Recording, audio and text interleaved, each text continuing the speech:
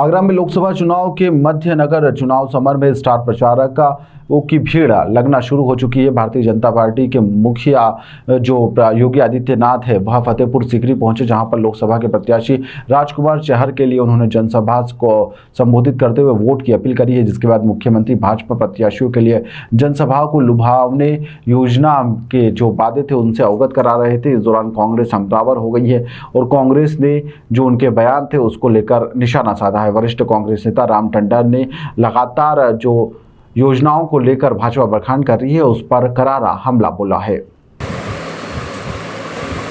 मैं पहले भी इस बात को कई बार कह चुका हूँ और आज फिर इस बात को मैं दोहराऊंगा कि चुनाव के अंदर सबको अधिकार होता है अपनी अपनी बात रखने का। और उत्तर प्रदेश के मुख्यमंत्री जी आज आगरा आ रहे हैं, अच्छी बात है। तो वो अपने क्रियाकलापों को, अपनी योजनाओं को जनता के बीच में रखेंगे। तो ऐसा नहीं है कि हमने जो योजना बनाई है, हमारे गठबंधन के साथी जिस तरीके से चुनाव को लड़ रहे हैं अपनी बात को रखेंगे। क्योंकि आज जिस तरीके का माहौल बन गया है, जिस तरीके से भारतीय जनता पार्टी ने पिछले 10 साल के अंदर नफरत फैलाई है, बेरोजगारी और शिक्षा का विस्तार नहीं हो पा रहा, नौजवान भटक रहा है, मजदूर को काम रोजगार नहीं मिल रहा, नौकरियां नहीं मिल रही, इन सबको लेकर के जनता के अंदर आक्रोश है, महंगाई को लेकर आक्रोश है जनता के अंदर। तो जनता अब उन रूहानी बातों को, धर्म की बातों को और उसको ज़्यादा ध्यान न दे करके वो अपने रोजी रोजगार की तरफ जनता देखना चाहती है। इंडिया गठबंधन के मैनिफेस्टो में ऐसा क्या है जिससे जनता जो है उस गठबंधन कैंडिडेट को अपना वोट करे?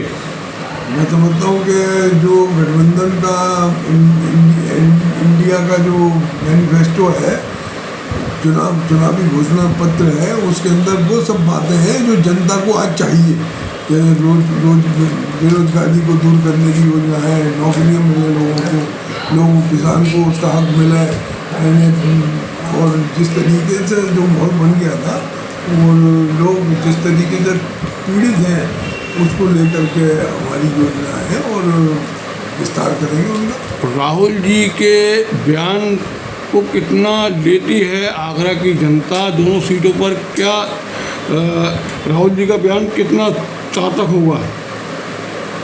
राहुल जी अपनी बात रख रहे हैं, जनता उनकी बात को सुन रही है, लेकिन जिस तरीके का माहौल देश का बना हुआ है उसको लेकर के मैं समझता हूँ कि आज राहुल गांधी को जिस तरीके से भारतीय जनता पार्टी ने 10 साल के अंदर अपने तंत्र के माध्यम से पप्पू बनाने का प्रयास किया था, लेकिन आज जनता समझ चुकी है कि राहुल गांधी एक ऐसे नौजवान हैं जो देश की उन्नति तरक्की के लिए और बेहतरी के लिए सोच रखते हैं। और आने वाला समय इंडिया गठबंधन का है। इंडिया गठबंधन अगर सत्ता में आई तो पहली प्राथमिकता क्या होगी राहुल जी की जनता के प्रति? वो घोषणा पत्र के अंदर सब दिया हुआ है। हमारी जो प्राथमिकता है वो सब घोषणा पत्र के हिसाब से उसको आगे बढ़ाएंगे। शिक्षा पर कितना जोर रहेगा इंडिया गठबंधन वाली सरकार का केंद्र में? शिक्षा है, स्वास्थ्य है, इन सब योजनाओं पर गठबंधन पूरा ध्यान देगा।